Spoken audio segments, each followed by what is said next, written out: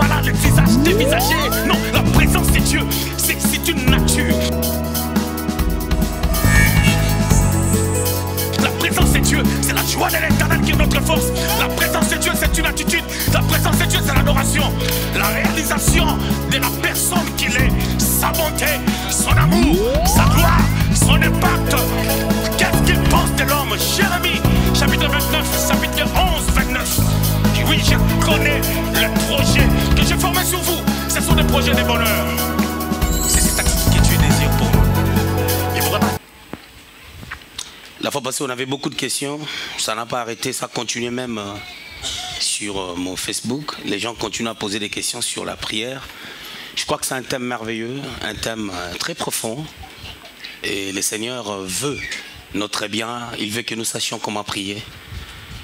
Il veut que nous connaissions la parole de Dieu. Amen. La Bible dit, vous connaîtrez la vérité et la vérité vous affranchira. C'est seule la vérité qui nous affranchit.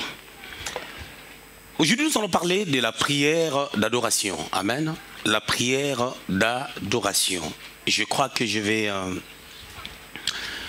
rester quand même pendant un petit moment sur l'adoration, si le Seigneur le permet. Parce que je crois que c'est la base de toute chose.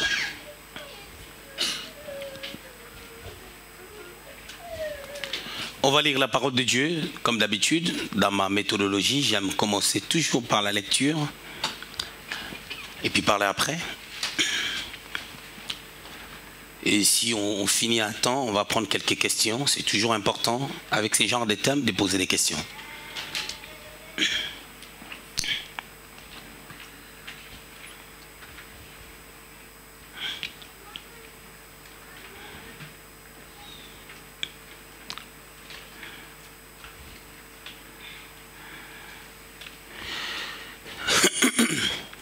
On va lire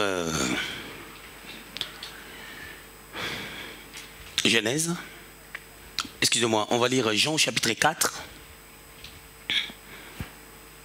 Jean chapitre 4, à partir du 20e verset.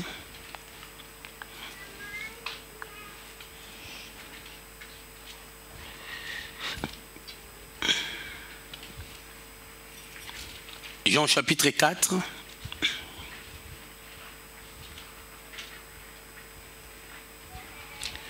À partir du 20e verset.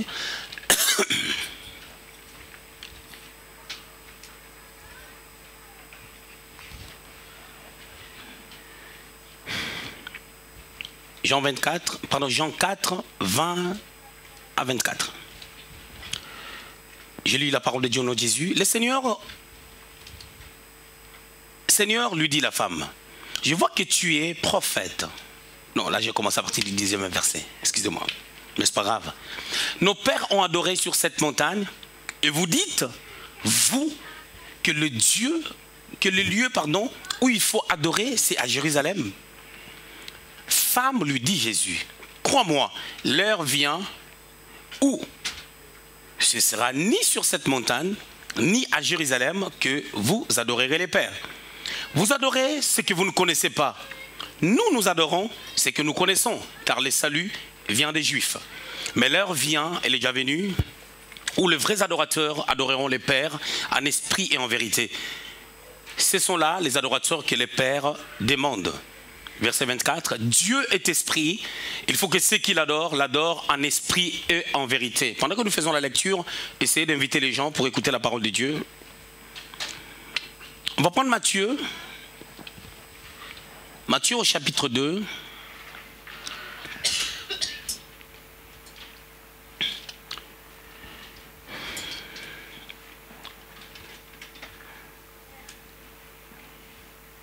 Nous allons faire la lecture à partir du 1er verset jusqu'au 12e.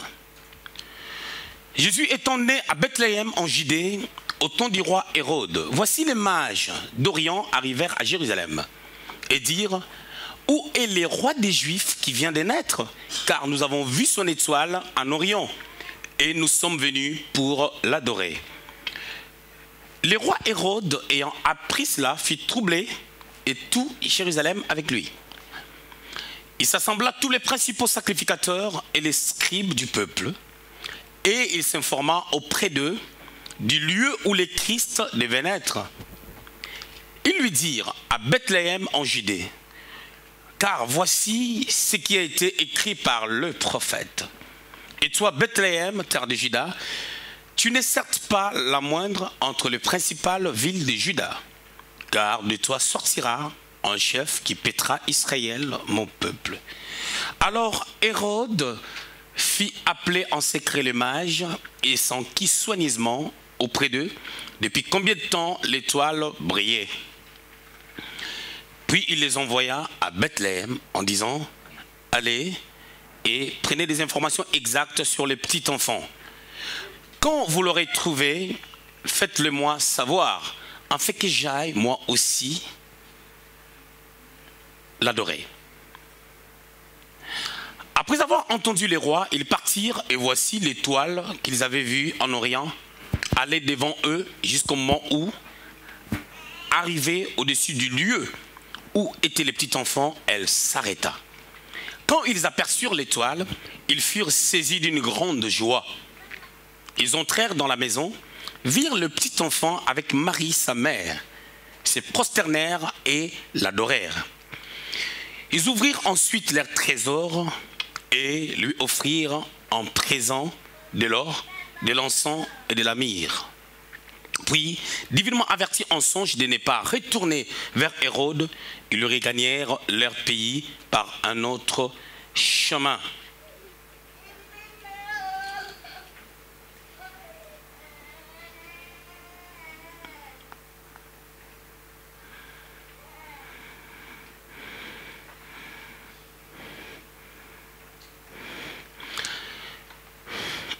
Alléluia. Très bien. Nous sommes en train de parler on va commencer avec la prière d'adoration. Voilà, c'est dans notre pensée sur les sortes de prières. La fois passée, on est en train de parler de quelle sorte de prières? Combien? Quoi? Non, quelle sorte de prières? Des supplications, voilà. Aujourd'hui, nous allons parler de l'adoration. Je vais commencer d'abord par dire ce que l'adoration n'est pas. Amen. Avant de commencer à définir ma pensée, parce qu'aujourd'hui, par la grâce de Dieu, on va déjà introduire des bases en commençant par définir c'est quoi l'adoration, la première des choses. Et la deuxième des choses qu'on va partager concernant cette pensée sur l'adoration, ça sera la manière dont l'adoration a évolué au fil du temps ou au fil des âges. Ça sera notre deuxième point. Et le troisième point, nous allons toucher maintenant l'aspect de notre texte. Hein. Nous parlerons de l'attitude des mages concernant l'adoration. Quatrièmement, nous allons voir comment le Seigneur lui-même conçoit l'adoration et quelle était sa pensée concernant l'adoration. Une pensée merveilleuse. Voilà. Qu'est-ce qui n'est pas l'adoration? Hein? Premièrement, je vais dire l'adoration, ce n'est pas le fait de chanter. L'adoration, ce n'est pas le fait de chanter. Parce que beaucoup de gens, lorsqu'ils chantent les chansons des dieux, les chansons chrétiennes, ils disent que c'est ça l'adoration. J'étais en train de dire que l'adoration, ce n'est pas simplement le fait de chanter.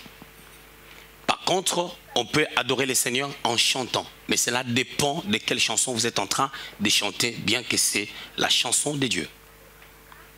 Amen. Et à ce niveau, j'aimerais dire ceci. Beaucoup de gens, lorsqu'ils mettent la musique chrétienne, surtout il y a des chansons qui nous rappellent tout ce que les gens nous ont fait ou tout ce qu'on a subi en mal. On pense en ça et on commence à pleurer. Ce n'est pas l'adoration. Il y a des chansons qui parlent de toutes sortes de misères, la vallée, l'ombre de la mort, tout ce qu'on a enduré dans la vie. Vous savez, il y a des gens qui ont habité chez des gens, amen, parce qu'ils ont perdu leurs parents, parce qu'ils ont traversé des situations compliquées. Mais il y a maintenant des chanteurs chrétiens qui composent des chansons sur base de tous les problèmes que les gens vivent. Et naturellement, ce sont des chansons qui touchent certaines personnes et les gens commencent à penser à leurs problèmes, ils commencent à penser à leur situation, ils se mettent même à pleurer. C'est bien, ce sont des chansons de Dieu. Je ne conteste pas que ça n'a pas été inspiré par le Seigneur. Mais dans les temps où nous sommes en train de traverser, ce n'est pas dans la doctrine de Dieu. Ça ne cadre pas la parole de Dieu.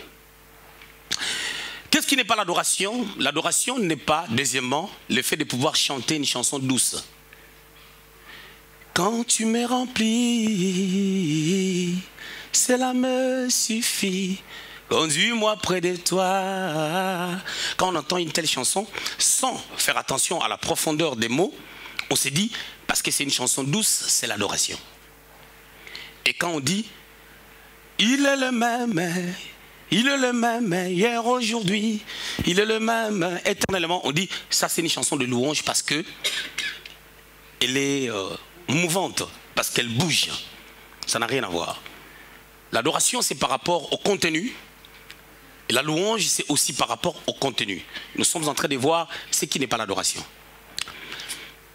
Adorer, troisièmement, ce n'est pas le fait de se mettre à genoux, en larmes, et on est en train de parler à Dieu. Parce qu'on peut se mettre à genoux, mais on est en train de maudire ses ennemis. Ce n'est pas l'adoration. Ce qui veut dire que l'adoration, ce n'est pas une simple attitude. Parce qu'on s'est mis à genoux, ou parce qu'on est debout, ou parce qu'on est assis. Mais l'adoration, c'est une attitude. Lorsque nous allons définir l'adoration, et nous verrons. Quatrièmement, je voulais dire, l'adoration, ce n'est pas le fait de changer son visage. C'est-à-dire, tu transformes tellement ton visage, tu deviens tellement moche, et tu te dis, là, vraiment, le Seigneur m'a écouté. Vous savez, il arrive des fois, il y a des gens, lorsqu'ils prient, tu regardes leur tête, tu sens vraiment que le visage est devenu comme un zombie. Et là, en sortant de la prière, la personne se dit, ah là, je sens vraiment aujourd'hui, le Seigneur m'a écouté, aujourd'hui, je dormirai tranquillement. Et la personne dort, à 3 h du matin, on vient encore le tourmenter la nuit. Dans l'adoration, ce n'est pas une déformation du visage. L'adoration, c'est un fait intérieur qui est basé sur la connaissance de la personne de Dieu. Voilà, on va aller un peu plus vite, on va définir l'adoration. Je vais donner 2 définitions concernant l'adoration sur le plan théologique, sur le plan doctrinal. Premièrement, je dirais, l'adoration, c'est le culte. Et lorsque nous parlons du culte, comme j'avais dit la fois passée, pour les latins, ça vient du mot cultus. En latin, chaque mot s'est prononcé comme en luxembourgeois. Le U, c'est OU. Et en latin, on lit comme ça. Je crois que le luxembourgeois, c'est une langue germanique. Comme les latins. C'est mis, hein? Voilà. Et les latins, c'est une langue germanique, c'est ça. Voilà. Alors, on dira, chez des Français, des francophones, on va dire cultus. Mais chez les latins, nous qui avons fait les latins, on va dire cultus. Cultus, c'est le participe passé du verbe colere, qui veut dire adorer. Raison pour laquelle vous remarquerez, quand vous voyez une affiche, une banderole, où c'est écrit culte d'adoration, c'est une tautologie. Quand on met un titre dans un programme, on dit culte d'adoration, c'est une tautologie. La tautologie en français, c'est la répétition d'un mot, même sens.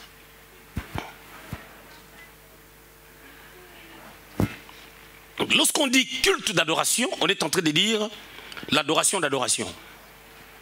Ou culte des cultes. C'est-à-dire, les cultes, c'est ça, adorer. Mais le problème, c'est quoi?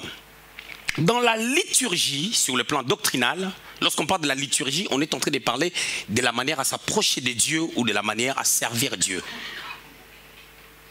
Pour une traduction littérale, la liturgie veut dire le service du peuple. Et pour aller plus loin, la liturgie, c'est la manière à pouvoir faire les services de Dieu.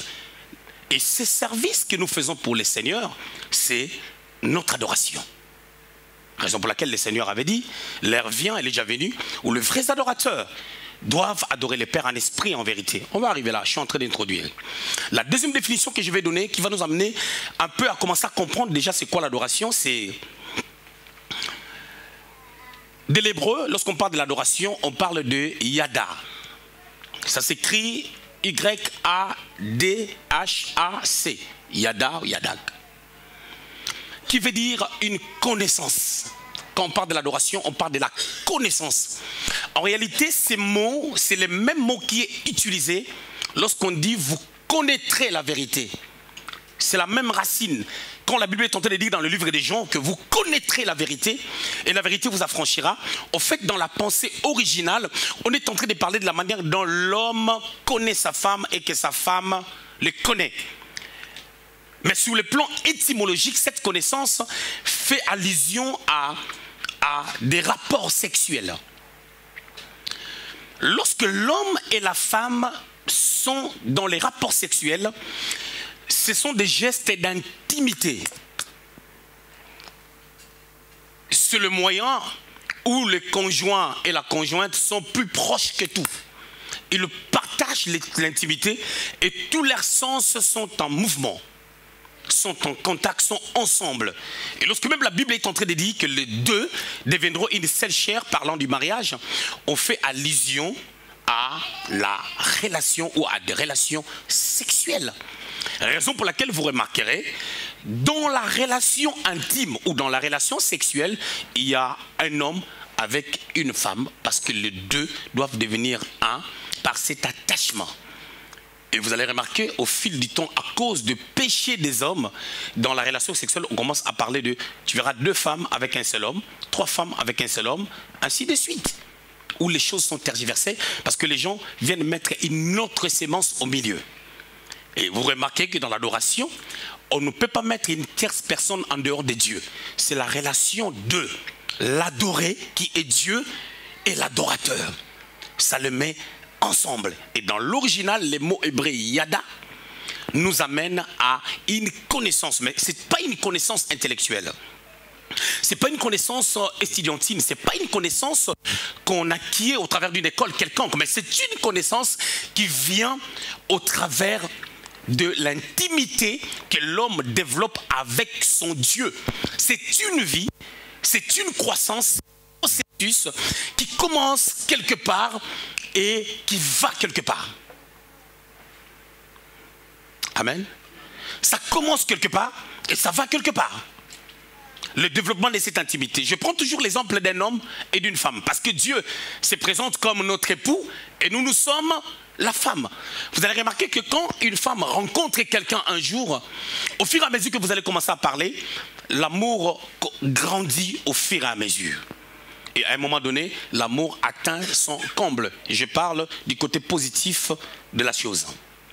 Donc, dans l'adoration, nous sommes en train de parler de la connaissance de Dieu. Ça, c'est la deuxième définition. Mais cette deuxième définition va m'amener à un troisième point, toujours dans la définition, qui va me permettre de vous expliquer clairement c'est quoi l'adoration.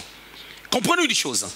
Lorsque tu connais quelqu'un, lorsque tu connais ton partenaire, ou lorsque tu connais un frère, tu connais une soeur, tu connais quelqu'un, du fait que tu les connais, ça va te permettre de pouvoir comprendre comment il vit, comment il agit, comment il fonctionne. Et plus encore, comment il réagit. Sachant que les réactions des humains sont basées sur des actes posés ou sur certaines relations qui sont avec les autres. C'est-à-dire pour que je réagisse, il faut que je ressente quelque chose ou il faut que je reçoive un coup ou il faut que je reçoive quelque chose de bien. Et ça va m'amener à une réaction. C'est-à-dire lorsque tu connais quelqu'un, tu connaîtras comment il agit, comment il réagit, comment il fonctionne, comment il vit, comment il pense, comment il réfléchit. Et si nous retournons dans notre pensée sur l'intimité de l'homme et la femme, vous remarquerez que dans un couple qui vit en bonne et due forme, l'homme commencera à parler comme la femme commencera à parler comme l'homme, les deux deviendront une seule chair. Ce qui se passe dans notre intérieur s'extériorise et les gens vont commencer à les sentir, vont commencer à les vivre parce que c'est l'intérieur, c'est l'invisible qui influence le visible. Alors à ce niveau, à ce troisième niveau, j'aimerais dire que dans l'adoration, nous avons un aspect où nous cherchons à connaître. Lorsqu'on parle de la connaissance, nous cherchons à connaître les créateurs, à connaître Dieu, le Dieu qui nous a créés. À les connaître. Et lorsque nous cherchons à les connaître, nous considérons qui il est. Tu ne peux pas prétendre chercher à connaître Dieu si tu ne sais pas, si tu ne connais pas sa nature. Lorsqu'on dit connaître Dieu, c'est connaître sa nature, connaître qui il est. Quand on connaît qui il est, on saura comment il fonctionne, on saura comment il marche avec les hommes. Beaucoup de personnes ont des problèmes en ce jour. Pourquoi? Parce qu'ils ne connaissent pas Dieu. Du fait qu'ils ne connaissent pas Dieu, ils n'arrivent pas à comprendre comment ce Dieu véritable, ce Dieu bon et puissant fonctionne.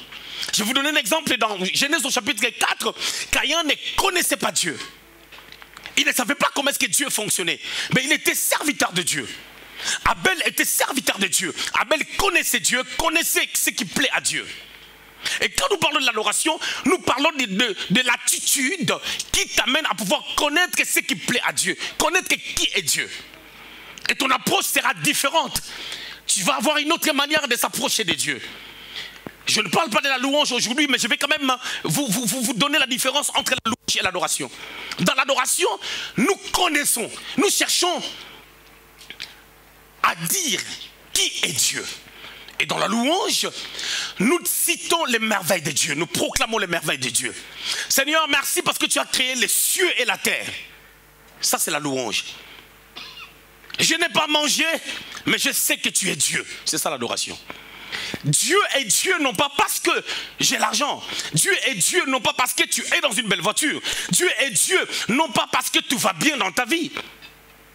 Tu ne reconnais pas les potentiels, les capacités, les attributs divins parce que tu as vu la gloire de Dieu se manifester dans ta vie. Mais c'est une vie, c'est une attitude. Il est Dieu. En réalisant qui est Dieu, c'est là où ça te permet de pouvoir connaître comment il fonctionne. Et quand tu comprendras comment il fonctionne, tu vas entrer dans le système de Dieu. Et quand tu entres dans les mécanismes, dans le système de Dieu, c'est là où la bénédiction, au lieu que tu les suives, la bénédiction va te suivre. C'est là où la Bible pourra dire, dans Deutéronome, que j'ordonnerai la bénédiction de te suivre. La bénédiction, en réalité, est faite pour nous suivre. Amen. Nous suivons des bénédictions. Mais en réalité, nous ne pouvons pas suivre les bénédictions. La bénédiction doit nous suivre.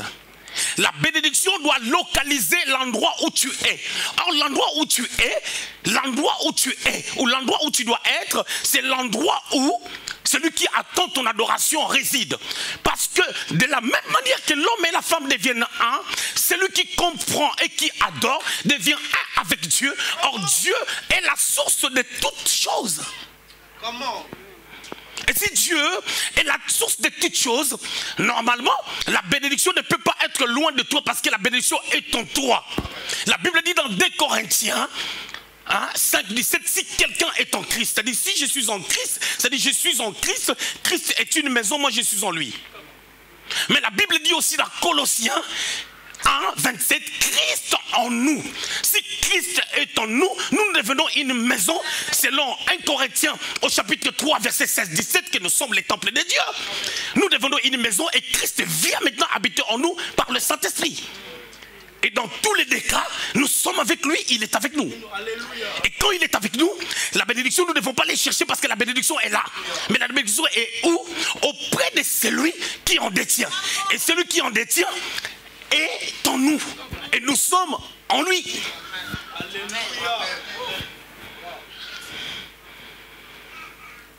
C'est clair? Voilà. Ça, c'était la définition. L'adoration a connu un progrès au fil des âges. L'adoration a connu un grand progrès. Concernant l'adoration, je vais dire beaucoup de choses. L'adoration a connu un progrès au fil des âges. Je suis en train de dire que c'est d'abord une attitude, c'est d'abord une vie de connaître le Créateur. Et dans cette connaissance du Créateur, ça t'amène à ne pas rester dans la dimension de la créature. Mais tu vas commencer à les reconnaître comme un bon, comme Abba, c'est-à-dire la source. Abba qui traduit la source, Abba traduit Père. C'est là où maintenant l'adorateur, dans son adoration, pour adorer, l'adorer devient un fils ou une fille qui adore son Père. Ce n'est plus la dimension de la créature et du Créateur, parce que j'avais dit que c'est une tendance évolutive. Quelque chose qui évolue, c'est un processus qui nous amène à grandir. Lorsque je donnerai les 7 commandements de l'adoration, nous allons voir ça. Lorsque je donnerai les 7 commandements de l'adoration,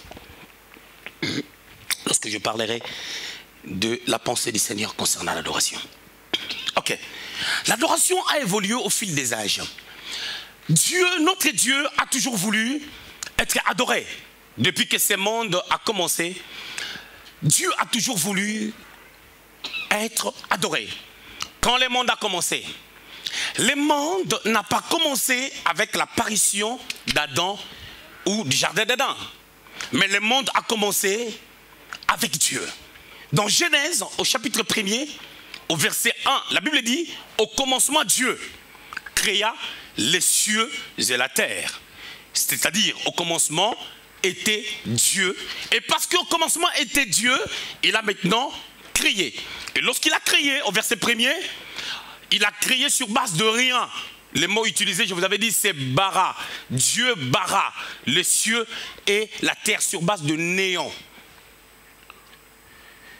Je crois à Mersch, je vous avais fait la différence entre l'ensemble vide en mathématiques et les zéros.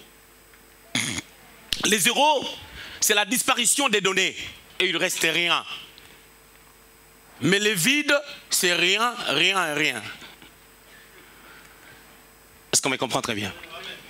Alors lorsque Dieu a créé maintenant l'homme, au verset 26, Genèse au chapitre 1, il a dit, créons l'homme à notre image et à notre ressemblance. L'homme n'a pas été créé dans les jardins, l'homme a été créé hors le jardin. Mais au verset 3 du livre de Genèse, au chapitre 1er, la Bible déclare que, au verset 2, la terre était devenue informe et vide. Et Dieu dit que la lumière soit et la lumière fut. Là, vous allez remarquer que Dieu crée maintenant sur base de l'existence. C'est-à-dire, ce n'était plus le néant qu'on peut appeler le vide ou l'ensemble vide, mais c'était maintenant les zéros. Pourquoi? Parce que le diable avait désobéi, Dieu a rendu la terre tohi boui, informe et vide, mais il y avait l'existence des trois cieux, mais vide, dans un état chaotique. Et Dieu dit, maintenant que la lumière soit et la lumière fut. Là, les mots utilisés, c'est Yassa. Dieu Yassa. Il a créé de nouveau sur base de quelque chose qui existe. C'est comme la femme, quand elle a été créée, la femme a été créée sur base d'une matière qui existait déjà dans l'homme, c'est-à-dire la côte. Mais l'homme a été formé. La Bible dit, Dieu créa la femme, mais la Bible dit, Dieu forma l'homme. Il a formé l'homme. Je continue, ce n'est pas ça mon sujet. Alors Dieu, la Bible dit au commencement, l'homme était là pour cultiver les jardins et pour les garder. C'est-à-dire, Dieu attendait que l'homme, en faisant ses services, l'homme avait des comptes à rendre à Dieu. Et des comptes que l'homme avait à rendre de la part de son Dieu, de son Créateur, c'était de lui dire merci de l'environnement, merci de la situation, merci de tout ce qui se passe. Or, l'homme dans les jardins, je parle de l'homme et la femme, n'avait pas d'enfants. Mais celui qui les avait créés, il a dit dans Genèse au chapitre 1, verset 28, « Soyez féconds, multipliez ». Mais pendant qu'ils étaient dans le jardin, ils n'ont pas fait un jour, ils n'ont pas fait 2 jours, ils n'ont pas fait 3 jours, ils n'ont pas fait 3 ans ou 4 ans. Ils ont fait un temps que la Bible n'a pas dit. Même les théologiens les plus puissants, ils n'ont rien dit. C'est-à-dire, ils ont fait toute une éternité. Lorsqu'on parle d'une éternité, on est en train de parler d'un temps indéfini. Vous savez, dans l'atmosphère des gloires, je voulais vous dire quelque chose qui peut paraître choquant. Adam et Ève, ils étaient nés, non pas bébés, ils étaient nés étant grands. Et ils ne vieillissaient pas tant qu'ils étaient dans le jardin. Le processus, la procédure du vieillissement a commencé quand ils ont quitté la présence de Dieu, parce que dans la gloire de Dieu, on ne vieillit pas. Raison pour laquelle tous ceux-là qui ont vu l'image des anges, les anges n'ont jamais été vieux. Quand ils apparaissent, ils sont toujours jeunes et ils apparaissent toujours avec un éclat, avec une gloire. Ils n'ont pas de sexe, parce que le sexe, c'est la nature terrestre. Homme ou femme. La nature divine, c'est la nature de Dieu, c'est la position de Dieu. On n'est ni femme, ni homme, on est dans la gloire et on ne vieillit pas.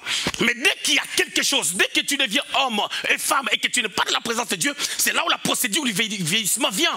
C'est pour cela que quand quelqu'un vient dans une bonne église où il y a l'onction, ne regarde pas d'abord le matériel, tu vas voir que l'éclat, la gloire va commencer à t'affecter avant que le matériel vienne, parce que l'onction rajeunit, l'onction impacte, l'onction amène la beauté. Mais si tu ne crois pas à ça, tu ne peux pas expérimenter ces choses. Pour toi, c'est ici. Pour d'autres personnes qui prient chez Tony Jack, c'est là-bas en Amérique. Toi, là-bas, tu vas commencer à vieillir. Mais ici, tu vas rajeunir. C'est pour cela que quand tu me regardes 6 ans en arrière, j'ai toujours la même tête. Ou 9 ans en arrière, j'ai toujours la même tête. C'est le roi. C'est l'onction. The power of God.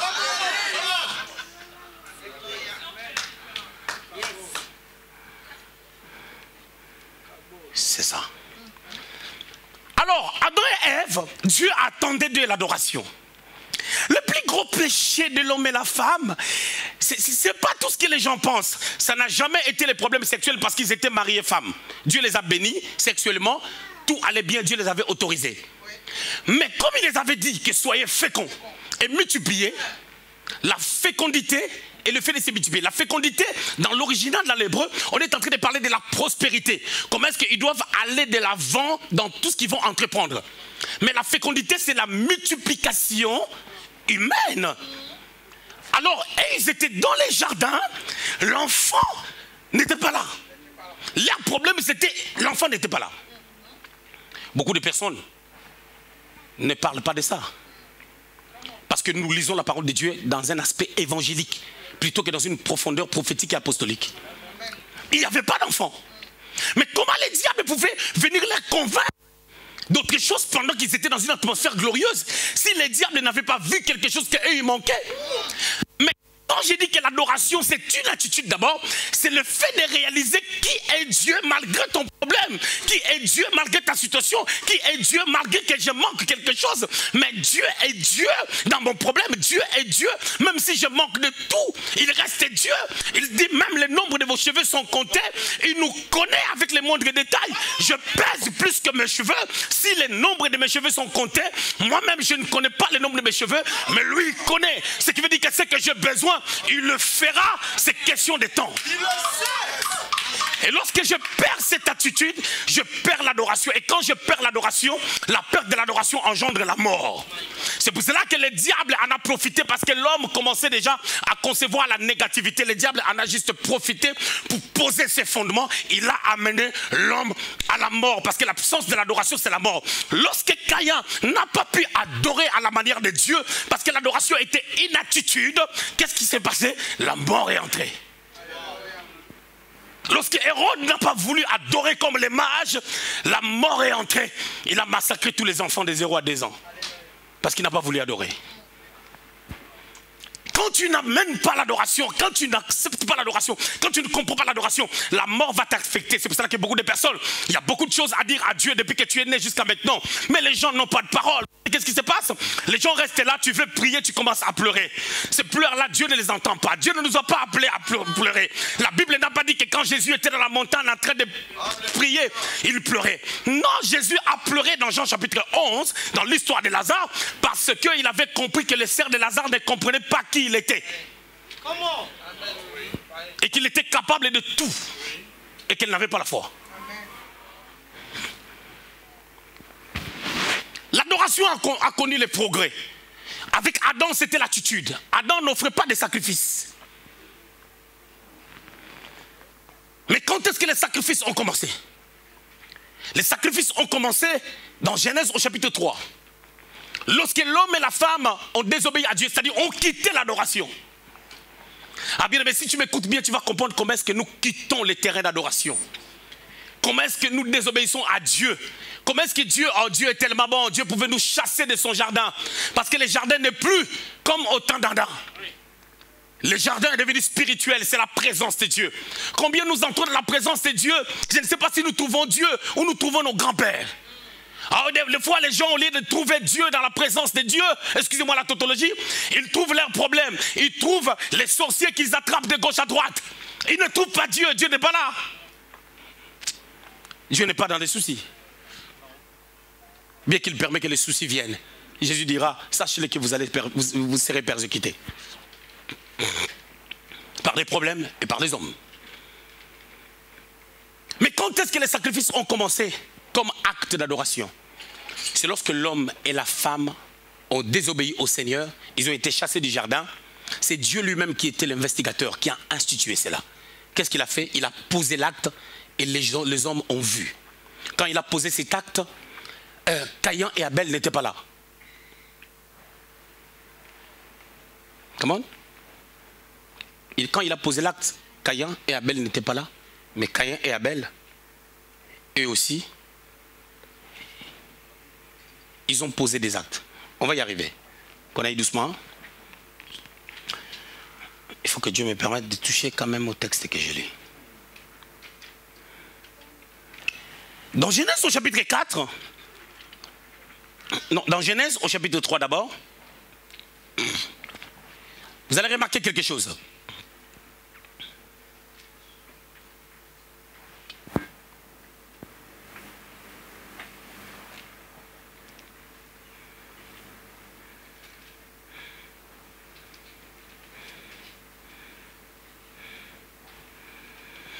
Au chapitre 3,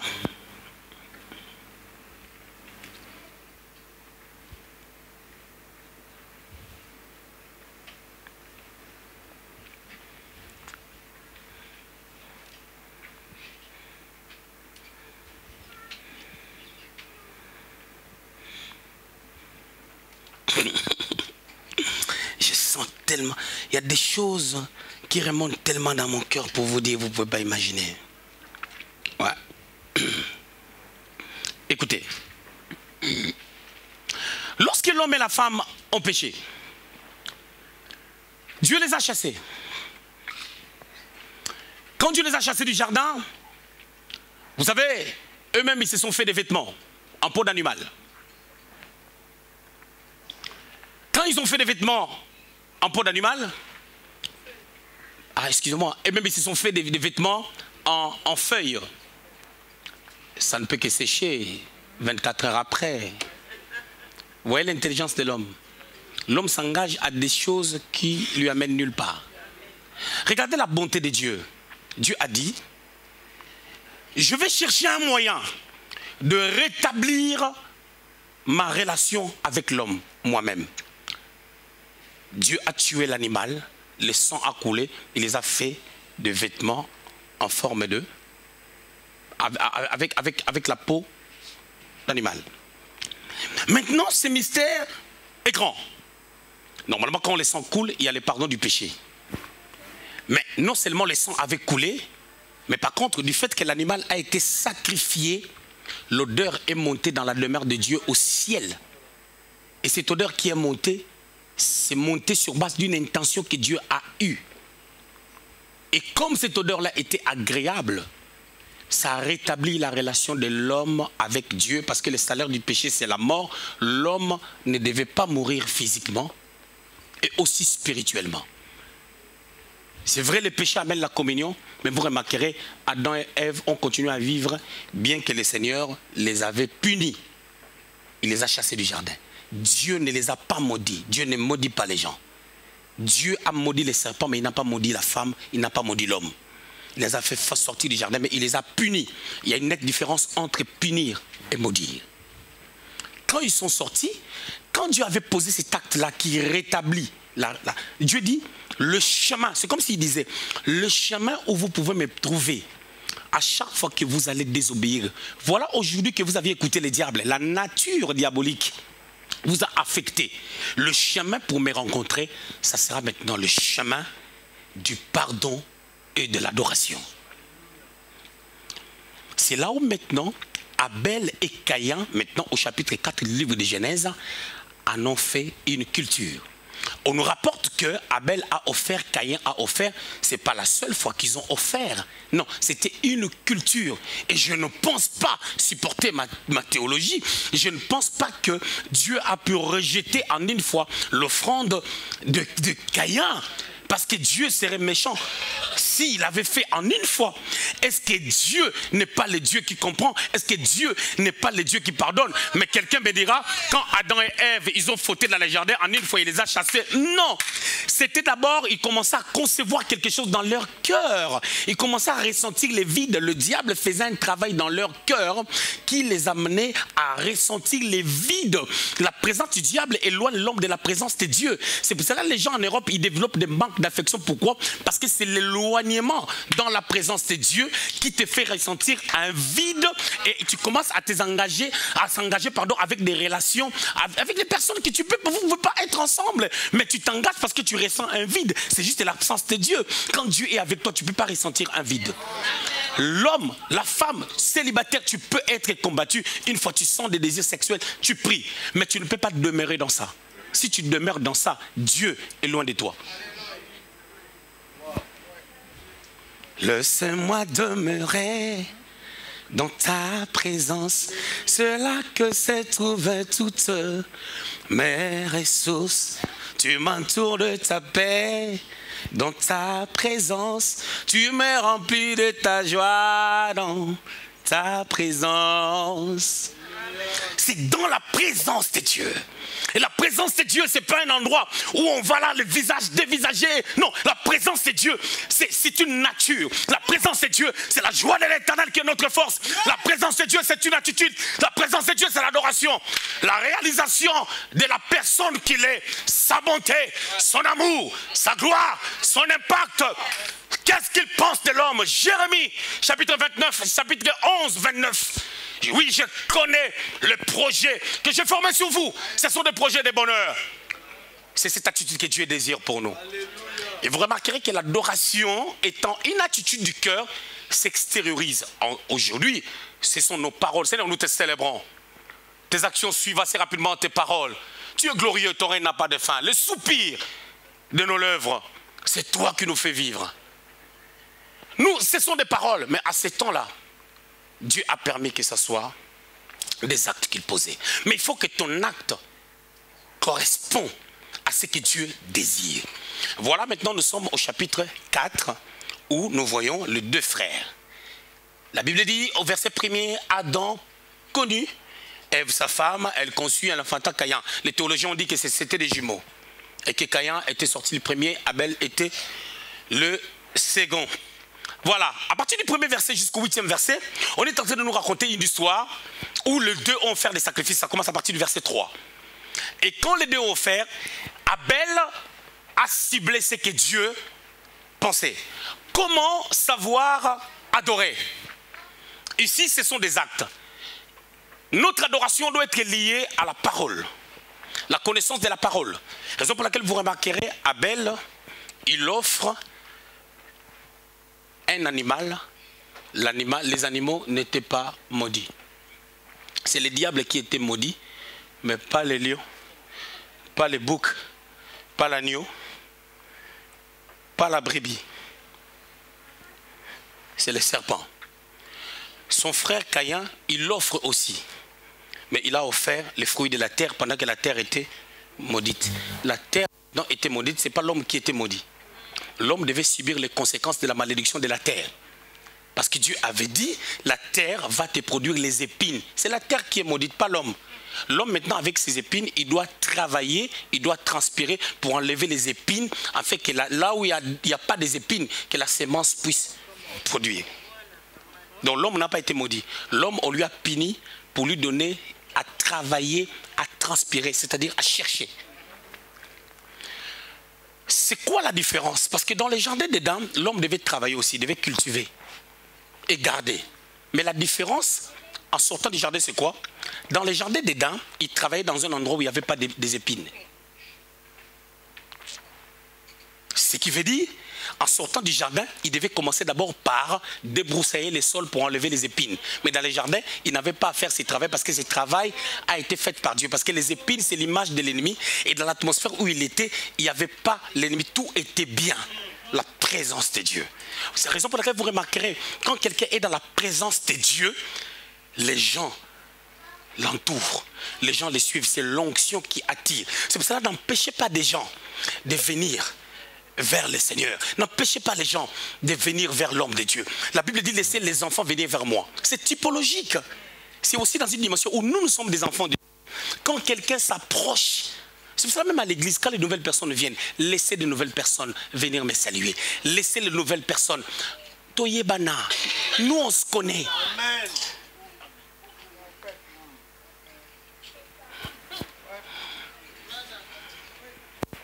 La présence de Dieu. Voilà, maintenant l'adoration est devenue une culture où ce que tu ressens, ce que tu as compris de Dieu t'amène à poser un acte. Mais cet acte-là doit être lié à la connaissance que tu as de Dieu. Ok. Nous continuons maintenant. On a vu Dieu lui-même enseigner sur les styles d'adoration. On voit Abel comprendre cela et le faire. Comme le diable n'aime pas l'adoration lui met mal à l'aise. L'adoration met le diable mal à l'aise parce que ça affermit le trône de Dieu dans nos vies, pas au ciel. Le trône de Dieu est affermi, mais son trône s'affermit en nous et nous sommes impactés et bénis. Comme le diable n'aime pas notre bénédiction, il n'aime pas notre visitation, qu'est-ce qu'il fait? Il éteint l'adoration. Il entre en Caïn, Caïn tue son frère. Quand Abel était décédé, vous savez qu'est-ce qui s'est passé? L'adoration sur la terre s'est éteinte. La Bible dit encore maintenant, Adam connut encore sa femme. Ils ont eu un enfant. Oh my God. Écoutez, verset 25. Nous sommes dans Genèse au chapitre 4. Adam, je suis en train de faire l'introduction. Et le texte que j'ai lu au début, nous serviront de base dans notre enseignement sur l'adoration. Je reviendrai sur ça. Si je ferai cet enseignement en 3 fois, en 2 fois ou en 4 fois, je reviendrai toujours sur ces textes-là. Avant que je finisse, je vais toucher à ces textes vite fait.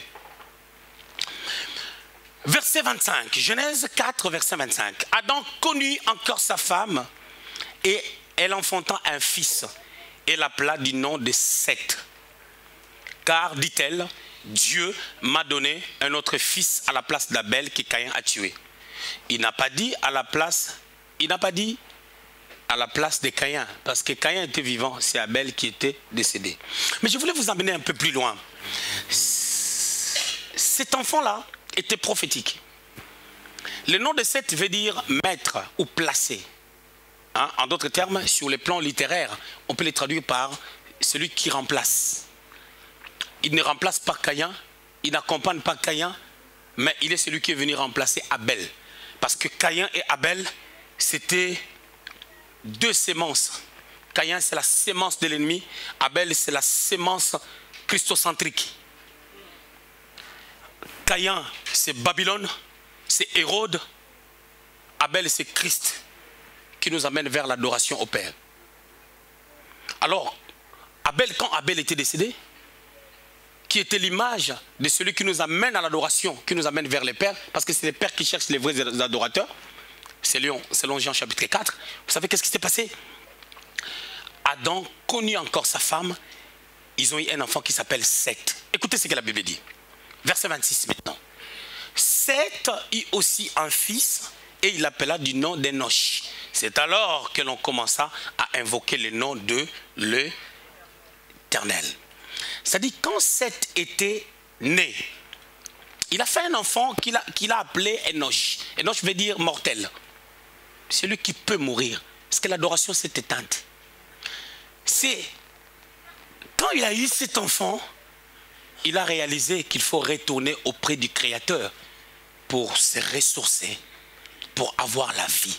La Bible dit, c'est en ce temps qu'on a commencé à invoquer l'Éternel. L'adoration est revenue. Par Seth. Et Seth fut l'ancêtre de Noé. Noé, la Bible dit de lui, dans Genèse au chapitre 6, maintenant verset 8, Noé trouva grâce aux yeux de l'Éternel. Et c'est lui qui a entendu la voix de Dieu pour construire l'arche. Lorsqu'il a fini de construire l'arche et qu'ils sont sortis de l'arche, au lieu de chercher d'abord là où il va habiter parce que les maisons avaient disparu, vous savez, l'eau a une force et une puissance de faire tomber les immeubles. Amen. Et l'eau là du déluge était terrible. Vous savez qu'est-ce qui s'est passé? Noé maintenant, il a offert un sacrifice à l'Éternel. Et ces sacrifices-là étaient une forme d'adoration. Genèse au chapitre 8, versets 20 à 22. Ils sont sortis de l'arche. Et qu'est-ce qui s'est passé? Noé a offert à l'Éternel. Je vais lire. Noé bâtit un autel à l'Éternel. Il prit de toutes les bêtes pures et de tous les animaux, de tous les oiseaux impurs, et il offrit des holocaustes sur l'autel. L'Éternel sentit une odeur agréable. Et l'Éternel dit en son cœur, oh, Dieu a le cœur. Ésaïe 59, verset 1, la main de l'Éternel n'est pas courte pour agir. La Bible dit la terre est son marchepied. Moïse a vu les dos de Dieu. Dieu n'a pas un humain comme toi. Mais comme de la même manière qu'il t'a créé avec la main, le dos, la tête et le ventre, il peut lui-même se représenter. Dieu peut devenir comme toi. C'est pour ça que les gens qui ont vu les anges, les gens représentent les anges toujours avec des ailes. Tous les anges n'avaient pas des ailes. Genèse au chapitre 18, au verset 1, la Bible dit 3 hommes sont venus. On n'a pas dit qu'ils avaient des ailes. Je ne dis pas que les anges n'ont pas des ailes. Quand tu lis Apocalypse, quand tu lis le livre de Daniel, tu vas remarquer qu'il y avait des anges qui avaient des ailes. Parce que dans la nomenclature angélique, les anges prennent des différentes formes. Ils n'ont pas seulement la forme que vous pensez. C'est pour cela que Jésus en son temps dira, plusieurs personnes ont logé des anges. Exaucé, c'est un ange. Tu ne vois pas comment il est beau? C'est un ange. Tu es un ange. Parce que vous êtes plus que les anges. La Bible dit les anges sont au service des saints. Ah, tu ne m'as pas compris. Alors, écoutez, quand il a bâti l'autel, quand il a offert des sacrifices, c'était une forme d'adoration. Il est en train de dire, Seigneur, je te reconnais. Mais écoutez, les bêtes, les oiseaux, les animaux qu'il a offerts à Dieu, mais les animaux étaient décédés. Il ne restait que 2 par 2 de chaque race. Mais Noé, il faut conserver la race. Il faut conserver la race. Mais pourquoi tu les offres encore? C'est-à-dire parmi tous ces animaux, s'il prend une brebis, il va prendre un bouc. Dès qu'il les offre, c'est fini. La race des boucs et des brebis disparaît. Mais Noé avait compris que le Créateur est capable de ressusciter les morts. Noé avait compris que le Créateur est capable, de la même manière que c'est lui qui avait donné cette race, il est capable de le faire. C'est pour cela Abraham, l'adorateur, dans Genèse 22, lorsqu'il est parti offrir Isaac, c'était l'adoration. Alors il a réalisé que Dieu était capable de ressusciter les morts parce que c'est lui le donneur, c'est lui le créateur. Quand tu adores Dieu, tu dois réaliser qu'il est capable de donner ce que tu manques à cet instant-là. Ne sois pas un louangeur, celui qui célèbre Dieu parce qu'il t'a donné. Ne manifeste pas la joie seulement quand tu as reçu une bonne nouvelle, mais célèbre l'Éternel même lorsque rien ne marche. Un vrai adorateur, c'est celui qui arrive à un point où il ne sait pas exactement qu'est-ce qui va se passer demain, qui va m'épouser, ça sera comment, ma vie va se passer comment, j'accoucherai quand, mais reste dans l'adoration parce que ton Dieu ne dort pas. La Bible dit, il ne somnole ni ne dort. Il ne dort pas.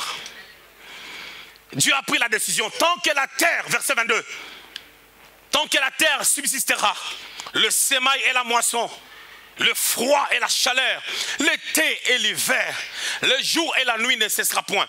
Parce qu'il y a quelqu'un, au lieu de chercher là où il va habiter, il a d'abord pris, bien aimé. Il y avait des hommes de foi, hein. Mais en sortant là, ces animaux-là pouvaient lui servir même de la nourriture. Mais il a dit, j'offre d'abord à Dieu. Comment? L'adoration, c'est une attitude qui est liée à la compréhension. C'est-à-dire Noé avait compris que Dieu est le donneur de tout. Vous comprenez un peu? C'est cette tendance qui s'est perpétuée jusqu'au temps d'Abraham. La Bible dit dans Genèse au chapitre 12, Abraham, lorsqu'il est arrivé à Cana, il a bâti un autel à l'Éternel. C'est écrit dans Genèse au chapitre 12. Je dois vraiment vous donner des versets parce que c'est un enseignement. Au verset 8. Il a bâti un autel. C'était une manière de dire, Seigneur, j'ai traîné à Charan. J'ai perdu le temps. Parce que j'avais écouté mon père Terah, qui veut dire retardateur. Maintenant, je suis arrivé à la terre promise. C'est toi qui as permis. Dieu ne lui a pas permis de pouvoir construire des maisons, bien qu'il était riche. Il habitait dans des tentes, mais il adore Dieu. Il bâtit l'autel. Au fil des âges, le fait de bâtir un autel à l'Éternel, c'était une forme d'adoration. Jusqu'au temps de la loi, ça continuait. Vous remarquerez, Samson, son ministère n'est pas allé loin. Pourquoi? C'est parce qu'à aucun endroit où Samson a bâti l'autel pour Dieu, Samson n'était pas un adorateur. Tout ce que Dieu faisait pour lui, il n'y a aucun endroit où il a rendu grâce à Dieu. Lui ne comptait que sur sa force. Il dit à cette femme-là, Delilah, comme je suis là, oh, il savait que même si on les lie avec les cordes, avec des chaînes, il va les rompre. celui qui n'a pas la vie d'adoration, n'a pas l'intimité avec Dieu, cette personne-là aura la facilité. Vous avez d'autres blabla que tu as, hein? La manière dont tu parles, tu ne sais pas que les gens, quand ils te regardent, hein, ils te disent comme les Congolais, c'est-à-dire on se moque de toi, mais toi tu ne sais pas. Tu parles tellement trop tôt, tu crois que tu es sage, tu connais tout. Tu connais tout ce qui se passe, mais il y a des gens qui se moquent de toi. Quand tu perds la vie d'adoration, tu auras de blabla vacances. Vous savez, il y a d'autres personnes. Hein? Moi, j'ai eu des gens, je suis là, je ne lui ai pas posé la question. La personne vient me voir seule. Papa, tu sais, moi, hein, depuis que je suis né, j'ai connu seulement un seul homme. Et le deuxième homme, c'est mon mari. Oh, je ne t'ai pas demandé si je suis un homme sage. Je comprends que tu es en train de me mettre la puce à l'oreille pour te considérer sur base de ce que tu connais de toi. Qui trompe qui ment qui? Alors, étant une personne sage, je vois que tu es en train de t'amener toi-même au tribunal, c'est toi-même le juge, c'est toi-même l'accusé, c'est toi-même l'avocat, c'est toi-même le greffier. Et les gens qui parlent beaucoup sans réfléchir, sagesse zéro. Et la sagesse, ce n'est pas la beauté, la sagesse n'est pas la tenue vestimentaire.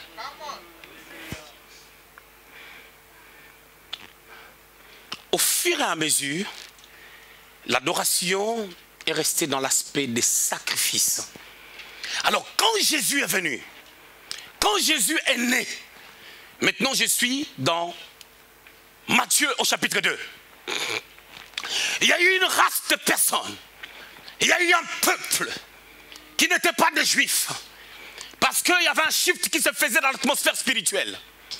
Bien aimé, quand tu es un homme prophétique, quand tu es un adorateur, tu vas atteindre une dimension où quand on est en train de parler prophétiquement, tu vas comprendre.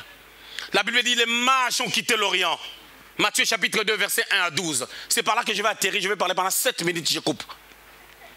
Les mages ont quitté l'Orient. Les commentateurs ont dit que les mages ont fait entre 12 à 14 mois pour venir jusqu'en Israël, à Bethléem, là où le fils était né, selon la prophétie de Michée, chapitre 1er, verset 5. Et toi, Bethléem, Ephrata, tu n'es pas certes la moindre, de toi sortira le Shiloh, le sauveur. Le Shiloh qui a été prophétisé par Jacob, qui a dit à Judas que le sceptre ne te quittera pas, ni le bâton souverain, jusqu'à ce que le Shiloh sortira de toi. Et ce Shiloh a été préfiguré au fil des âges. Il y avait des images de ce Shiloh. Le Messie, le Sauveur, qui veut dire loin, celui qui est mis à part. Au fil du temps, Dieu mettait les gens à part. Mais un temps devait arriver où lui-même devait venir en personne. Ésaïe parlant de lui, dans Ésaïe 53, à partir du 2e verset, il a dit, qui a cru en notre prédication? Il s'est levé comme une faible plante. Dieu commence à travailler avec des grands, tout en étant d'abord faible, pour qu'il y ait une croissance, que les gens aient des sujets à adorer l'Éternel. Non pas seulement les gens qui verront, mais lui-même, qui peut expérimenter les choses avec Dieu. Quand je regarde mon passé, mon présent ressemble à rien de mon passé. Et dans mon présent, je suis une autre personne que la personne que j'étais dans le passé. Je bénis Dieu dans ma vie de ne pas aller à l'université et d'être un bon orateur. Alors je bénis Dieu dans ma vie de développer la grâce de Dieu, l'intimité avec le Seigneur. Oui, je me suis battu pour aller à l'université. Oui, combien on m'a proposé même d'aller à l'école supérieure à Paris. Oui, chez des Blancs, parce qu'ils avaient vu comment est-ce que je parlais. Mais Dieu est tellement souverain, il aime conduire les gens et les bâtir selon lui. Oui, parce que le Seigneur m'avait mis à un travail. Il fallait avoir maintenant le diplôme au-delà du don. Dieu te donne ce que tu as besoin à cause de ta disposition du cœur. La vie de quelqu'un que Dieu a appelé, quand tu commences à entrer dans la profondeur de la présence de Dieu, ne peut pas se ressembler à ton passé. Même si tu as connu Dieu il y a longtemps, il y a des dimensions avec Dieu. Dieu, c'est un Dieu des dimensions. Il s'est manifesté dans la vie d'Élie. Élie l'attendait dans le vent, parce qu'Élie est habitué avec des choses qui mouvent, des choses glorieuses, des choses qui font des bruits. Dieu s'est manifesté par des murmures doux et légers. Et en ce jour, Élie a appris que Dieu s'est manifesté aussi dans le calme. Bien-aimé dans le Seigneur, le simple don ne t'amènera pas à devenir homme de Dieu si tu as l'appel. La théologie ne fait pas de toi un homme de Dieu. Je suis théologien de formation, mais ce n'est pas ça qui fait de moi un homme de Dieu. Ce qui fait de moi un homme de Dieu, c'est l'appel, l'alliance, la crainte de Dieu, la vie d'adorateur. Et le reste vient après. Les mages qui étaient étudiants de la parole, pardon, excusez-moi, étudiants des astres, des étoiles, ils étaient des astronomes. Ils étudiaient les étoiles, ils étaient païens. Et les gens qui font ce genre de choses, en réalité, ils sont dans le mysticisme et dans l'occultisme. N'oubliez pas, ils étaient venus de l'Orient vers la contrée de Babylone, la contrée bâtie par Babylone, avec une mentalité qui ne glorifie pas Dieu. C'était les personnes qui avaient la capacité de détecter, la capacité de comprendre, la capacité de voir au-delà des murs. Mais ils ne savaient pas qu'il y avait une étoile qui brillait plus que le leur, qui brillait plus que leur compétence, plus que leur étoile. Ils n'avaient jamais vu cette étoile. Mais vous savez, toutes les personnes qui grandissent dans la connaissance et dans le mysticisme, ils ont la capacité de détecter toutes sortes de divinités. Ils savaient que Dieu, en Jésus-Christ, était l'étoile brillante du matin. Et que cette étoile-là brillera plus que notre étoile. Parce que le diable, c'est quelqu'un qui travaille dans le plagiat. Il fait des copies. Et qu'en copiant la photocopie, ma photo n'est pas le vrai moi. Ils savaient qu'eux, ils font des photos. Et quand ils ont vu l'étoile brillante du matin, ils étaient stupéfaits. C'est en cela que les mages, ils ont pris l'encens, ils ont pris de l'or, ils ont pris les myrrhes, qui est l'image d'adoration selon la loi mosaïque. Parce que toutes ces choses-là marquent la présence de Dieu. L'or, c'est l'image de la richesse. L'encens dégage une odeur qui monte vers Dieu. On doit ressentir cette odeur-là. Sans pour autant que je vous parle de myrrhe, je reviendrai sur toutes ces choses-là pour vous enseigner bien sur l'adoration et vous comprenez les valeurs liées à l'adoration. Et lorsqu'ils ont fait la marche, ils ont fait 12 à 14 mois pour adorer. Ils ont préparé ces choses. Qui les a appris, c'est là. L'adoration ne s'apprend pas. L'adoration, c'est une vie qui découle de la personne que tu es, partant de ta relation avec Dieu. Personne ne les a appris qu'il faut prendre ces choses, mais ils ont renouvelé l'intelligence. Romains chapitre 12, verset 1 à 2. Soyez renouvelés par le renouvellement de l'intelligence. C'est ce qui manque aux chrétiens. L'intelligence renouvelée, les chrétiens n'en ont pas. Il manque l'intelligence, les chrétiens manquent l'intelligence de fils d'Issachar. Écoutez bien, aimés dans le Seigneur. Quand ils ont commencé à faire marche, ils ont fait entre 12 à 14 mois. Or, la grossesse normale peut faire 9 mois. Alors, certainement, la Bible est en train de dire, Jésus étant né à Bethléem de Juda, les mages sont venus de l'Orient. C'est-à-dire, les mages sont venus lorsque Jésus était né. Ce qui veut dire, ils ont vu l'étoile avant que Marie puisse tomber enceinte. Pour que Marie tombe enceinte, Marie devait accepter la volonté de Dieu parce que l'adoration va ensemble avec la foi. Écoutez, Apocalypse au chapitre 5, la Bible déclare, personne ne fut trouvé digne pour ouvrir les livres et en rompre le sceau. C'est une révélation apocalyptique. Mais on ne parle pas de la révélation future si ça ne prend pas l'impact sur le passé et le présent. Je vais contextualiser cette pensée à la manière de la dimension apostolique. Parce que c'est prophétique, je l'amène dans la dimension apostolique. C'est comme si au ciel, quand l'ange est venu voir Marie, personne ne fut trouvé digne pour être envoyé. Et quand Jésus a regardé qu'il n'y avait personne, c'est là où maintenant Paul est en train de dire dans le livre d'Hébreux, qui est dans le livre du rouleau, il s'agit de moi. Je viens faire ta volonté, rien que ta volonté. Mais pour que Jésus vienne, prenne la décision de venir, il a fallu que Marie puisse dire, je suis servante de Dieu, qu'il me soit fait selon ta parole, toi l'ange Gabriel. Quand Marie a dit cela, l'enfant Jésus-Christ a quitté le trône. Il était esprit à la droite de Dieu, il s'est transformé en spermatozoïde. Parce que Marie ne devait pas tomber enceinte au travers des spermes des hommes. Il a fallu que la divinité devienne sperme, pour que ce sperme entre en Marie. C'est pour cela la Bible déclare que le Saint-Esprit te couvrira de son ombre et l'enfant qui viendra de toi, ça sera l'esprit qui sera le sperme en toi afin que tu puisses accoucher. Marie est partie chez Élisabeth pour confirmer la prophétie. La distance entre là où Marie était à Bethléem jusqu'à chez Élisabeth, ça lui a fait 3 jours de marche. Quand elle est arrivée là, Élisabeth, l'onction prophétique l'a saisie, parce que quand tu rencontres le Seigneur, l'onction prophétique te saisira, tu prophétiseras. Élisabeth a commencé à prophétiser. Quand elle a prophétisé, elle a dit, j'ai vu la mère de mon Seigneur. Automatiquement, l'enfant qui était dans les seins de Marie a commencé à bouger. La grossesse de 3 jours a commencé à bouger. Raison pour laquelle j'ai un doute que la grossesse normale, selon Dieu, ça peut durer 9 mois, où il n'y a pas d'année, il n'y a pas de temps. C'est Dieu qui décide, c'est Dieu qui donne. Non, dites amen pour que je décolle. Non, comment? Non, dites amen pour que j'avance. Je voulais dire ceci, non. Dis ta main pour que je juxtapose. Je voulais dire ceci. Dans la gloire de Dieu, il n'y a pas de problème de temps. C'est le temps. Le temps, c'est Dieu qui détermine le temps. C'est pour ça qu'il ne se moque pas de moi quand toi tu es déjà parti. Si ton compte est blindé, c'est à toi. Ce n'est pas à moi. Mon compte aussi. Je suis en train d'arriver. Je ne marche pas doucement et je ne suis pas aussi en avance. Mais je marche selon le pas de Dieu.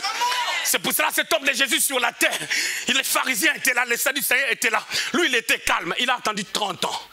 Faites ce que vous avez. Mentez les gens avec votre doctrine. J'attends la 30e d'année. Je vais me lever pour dire l'Esprit du Seigneur est sur moi. C'est ce qu'il a fait. Écoutez-moi. Mettez-vous. Je sens une onction de conférencier. Permettez-moi de parler 2, 3, 4, 5 minutes. Écoutez, les mages, ils ont fait quelque chose, c'est écrit dans la Bible parce que c'était impressionnant. Hein, une étoile, vous prenez l'étoile comme étant Dieu. Et vous savez que quand nous partons, comme on a vu cette étoile, il va naître. Il ne savait pas exactement il va naître et quand. Parce que Dieu est celui qui brouille les pistes. La preuve est que quand ils sont arrivés à Jérusalem, l'étoile avait disparu.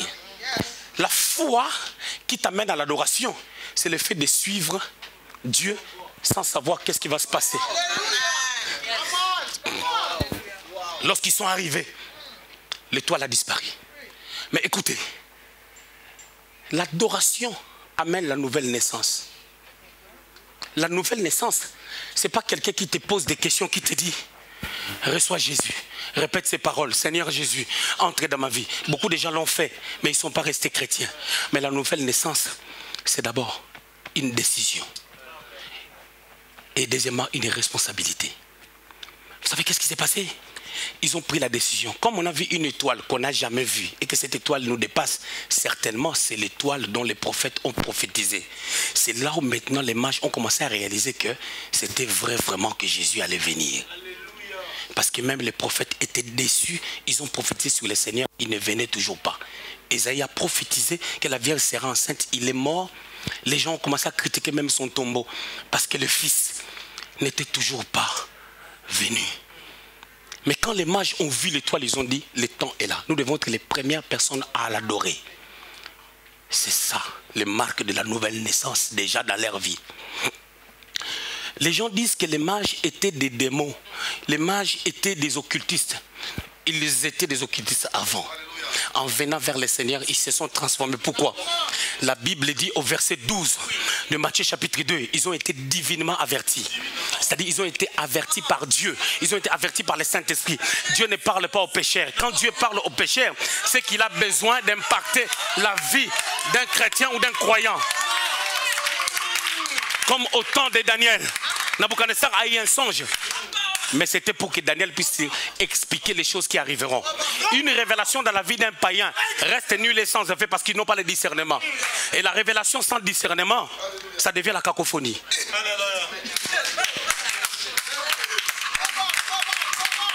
Ça c'est la doctrine prophétique. Ce ne sont pas des pacotilles. C'est la doctrine. Ils ont quitté, ils sont venus. Bien aimé, quand tu deviens adorateur, hein, tu deviendras sage. Ils ont posé la question, où devaient naître les rois des Juifs? Nous sommes venus pour l'adorer. Quand Hérode a entendu, il a réuni. Mais les mages, vous avez vu seulement l'étoile, pardon. Comment vous savez que c'est lui le roi? Et ces rois-là devaient être les fils de Dieu. Et qui vous a appris qu'il mérite l'adoration? Même les prophètes n'ont pas essayé d'exprimer exactement que Jésus devait être adoré. Mais comment vous avez compris cela? Bien aimé dans le Seigneur, quand tu ouvres ton cœur pour comprendre ce que Dieu veut pour toi, le Seigneur t'enseignera beaucoup. Des fois nous laissons l'essentiel, nous cherchons nos bénédictions. Les problèmes entre frères et sœurs, ce sont des futilités qui nous barricadent l'aspect prophétique. Et nous ne pouvons pas être des adorateurs parce que nous sommes chargés. Pendant que la Bible dit, venez à moi, vous tous qui êtes chargés, fatigués, venez à moi. Quand vous venez à moi, déposez vos fardeaux au pied de la croix. Déposez les fardeaux auprès du Seigneur, soyez libres. Les mages sont venus. Quand on les a dit, quand on les a donné l'information, oh my God!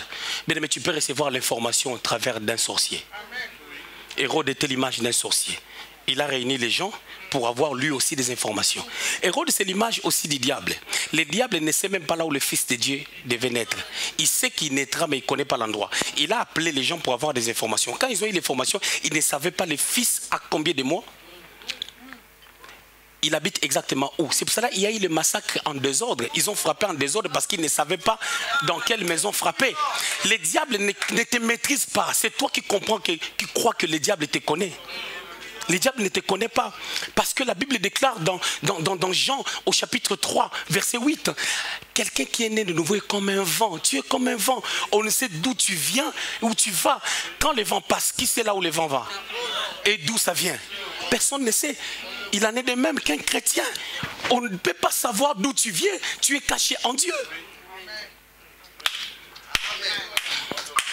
Alors les mages, quand ils sont venus, leur objectif c'était pour adorer. À cette dimension maintenant, quand on les a montré maintenant l'endroit, l'étoile a recommencé à se faire voir.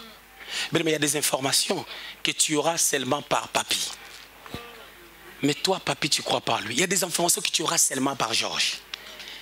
Il y a des choses, ça passera à tout prix par celui qui est à côté de toi. Celui que tu refuses de s'asseoir à côté. Celui-là que tu déconsidères. Il y a des informations. Bien aimé, je ne suis pas prophète ou pasteur sans vous. C'est au travers de vous que mon ministère est honoré. Tu n'es pas disciple sans moi. Pour être disciple, il faut avoir un père. Pour être pasteur, je ne sais pas prophète qui que ce soit, tu dois avoir une bergerie où tu es berger. C'est-à-dire que nous avons une relation de complémentarité, de soutien, de reconnaissance. Une relation qui est liée à une intimité où Dieu est le socle, le soubassement. Bien-aimé, Dieu n'aime pas notre orgueil, il aime casser notre orgueil. D'autres personnes ici, ils travailleront dans les cabinets de papy. C'est ça le chemin de leur bénédiction. Ça se passera comme ça. Bien-aimé, je vous dis la vérité. D'autres personnes seront prises au travail par des gens qui sont ici. C'est comme ça ou rien. L'orgueil nous amène. Hein. Moi, je vais être ceci. Moi, je vais être... Cynthia, là, c'est un génie dans l'ordinateur. Mais Cynthia, elle est partie à l'école ici en Belgique. On ne lui a pas appris comment faire des fiches de paye. Elle sait faire des fiches de paye comment? Je parle avec des gens qui ont bac plus 3, 4, qui ont fait la compta. Les fiches de paye, ils ne savent pas. Bien aimé, il y a des gens que Dieu dompte d'un don. Il va les amener dans un endroit. Bien aimé, nous avons deux races de personnes. Il y a la race de David. Il y a la race de Moïse. De la bergerie à la royauté dans l'école de Dieu. Moïse, la science égyptienne, c'est comme s'il était docteur en droit et en mysticisme. Mais Dieu a rendu son intelligence en néant. David est mort, lui qui n'avait pas la maîtrise en droit, il a laissé une descendance, Salomon, avec les biens matériels pour construire les temples. Moïse, le grand prophète, qui était même dans les sciences, il est arrivé à la fin, dans sa famille biologique, il a échoué. Parce que ses enfants n'étaient pas devenus des prophètes. C'est Josué qui est devenu prophète et fils spirituel. Ce qui veut dire, il faut faire attention. Écoutons la parole suivant Dieu. Les mages ont été les premiers adorateurs du Messie dans le monde entier. Mais ils n'étaient pas juifs. C'est pour cela, si nous ne sommes pas prudents pour suivre la vision que Dieu m'a donnée, les gens de l'extérieur, les mages viendront pour adorer le Fils de Dieu Jésus-Christ ici, en reconnaissant l'impact de ce ministère que Dieu a placé en moi. Vous voyez des miracles, mais vous ne considérez pas ces miracles. Vous voyez ce que Dieu fait ici, mais vous ne réalisez pas combien l'Éternel est capable. Sois adorateur, sois adorateur, sois adorateur. Dieu a fini de parler en moi.